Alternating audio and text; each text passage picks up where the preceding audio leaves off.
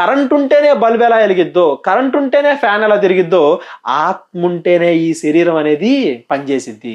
ఆత్మ ఉంటేనే ఈ శరీరం అనేది మాట్లాడుద్ది. ఆత్మే మనం రోజు అద్దంలోకి వెళ్ళిపోయి నా ముక్కు, నా చెవి, నా నోరు, నా యొక్క హెయిర్ అనుకుంటావే, అది మనం కాదు, అది మన ఆకారం. సడన్ గా హార్ట్ అటాక్ వచ్చి చచ్చిపోయే వాళ్ళు ఉంటారండి.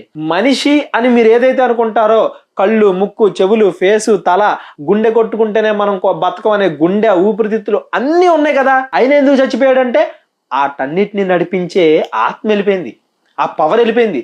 బల్బులో అన్ని పార్ట్లు ఉన్నాయి కదా, వైర్ ఉంది కదా, ఫిలమెంట్ ఉంది కదా, అన్నీ ఉన్నాయి కదా, ఎలగట్లేదు ఏంటి అనుకుంటే పవర్ లేనప్పుడు అన్నీ ఉన్నా వ్యర్థం.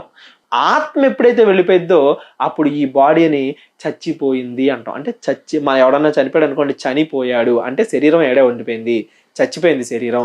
ఆత్మ అనేది అతనిలో నుండి వెళ్ళిపోయింది. మన శరీరాన్ని చంపగలుగుతారే గాని ఆత్మని చంపలేరు.